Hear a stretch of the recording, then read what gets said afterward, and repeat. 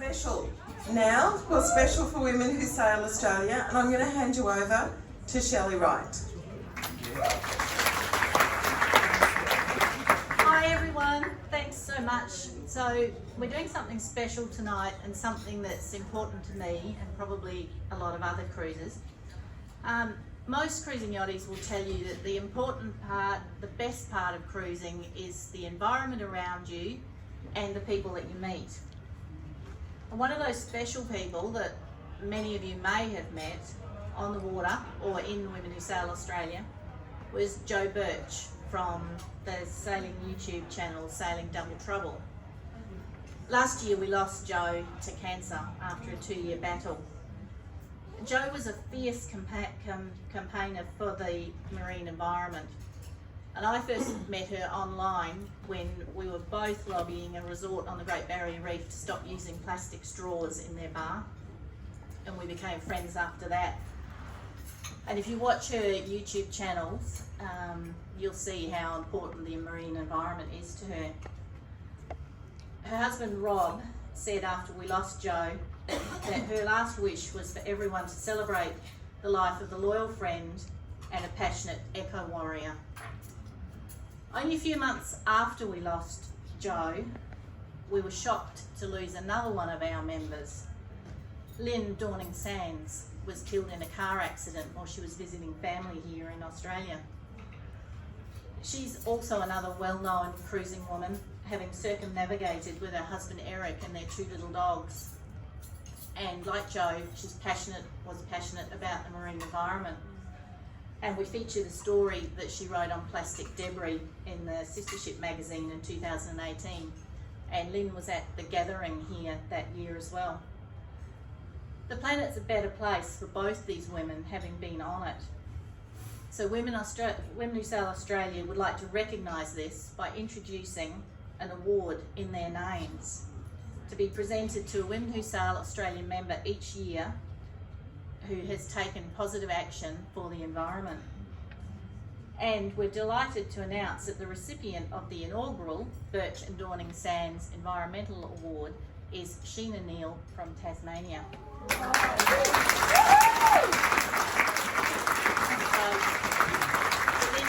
Linda will tell you why we've chosen Sheenagh. So Sheenagh Neill was born in Belfast in Northern Ireland. She's been sailing on and off since her youth, and her love of sailing grew from a childhood trip to Australia. In 2015, she moved from racing and delivering on yachts to serious cruising on her own yacht.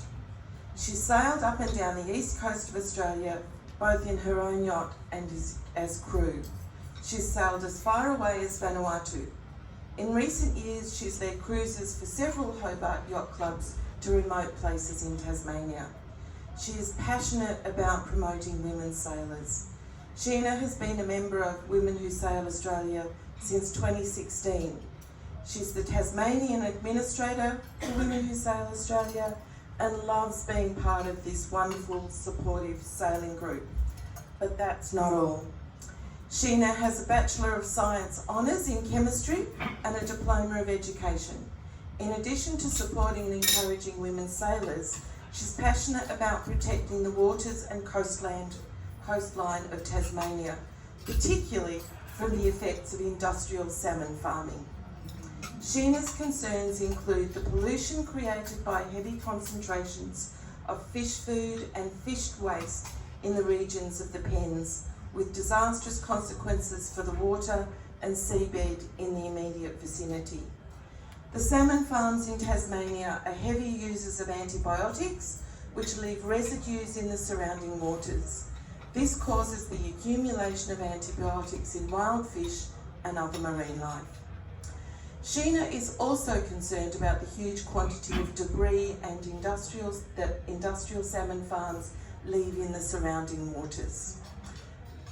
Tasmanian salmon farms reported a whopping 90 cubic tonnes of plastic marine debris from their industrial salmon cages in 2021 alone. It includes rope, floats, parts of fish pens, plastic pipe, fish food bags, plastic shavings, fish pen walkways and miscellaneous plastic fittings. Of course, this debris isn't just a concern on environmental grounds. The dangers to mariners are clear. The quantity and nature of debris is enough to be potentially life-threatening to sailors and to motorboaters. Sheenagh's work has been covered in media as local as the Tasmanian Times and the Tasmanian Inquirer, and as national and international as the Guardian Australia and the ABC. She has made submissions to the Parliament of Tasmania, has participated in numerous local protest actions, and is involved in numerous groups, including Marine Protection Australia and the Tasmanian Alliance for Marine Protection. Women Who Sail Australia is very pleased to award the inaugural Birch Dorning-Sands Environmental Award to Sheenagh Neill.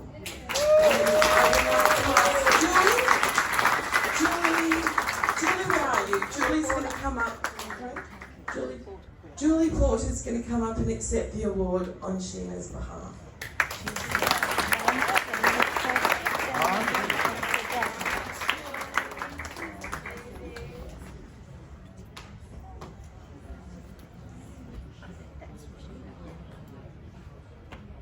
Yeah, Sheenagh.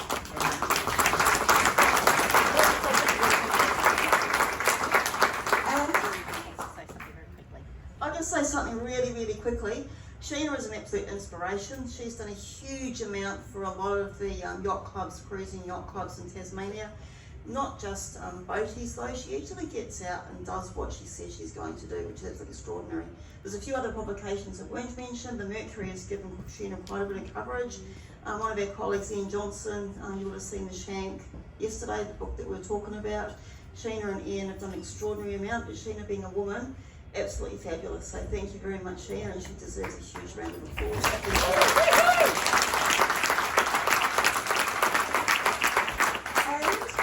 And we have a little acceptance speech from Sheenagh. Well, I'm overwhelmed.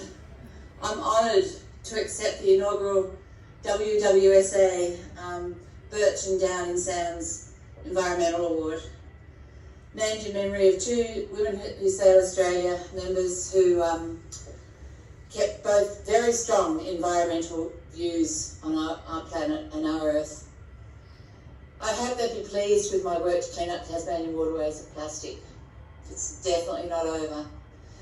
Very briefly, I'm at a beautiful place called Tomahawk Bay in northeast Tasmania, and we're about to travel down the east coast. As you can probably see, it's freezing.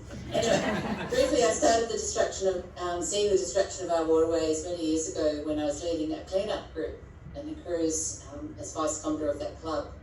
And I was generally shocked by the amount of debris we found. In 2017, a statewide group formed called the Tasmanian Alliance for Marine Protection, and I was honoured to be the vice chair of that.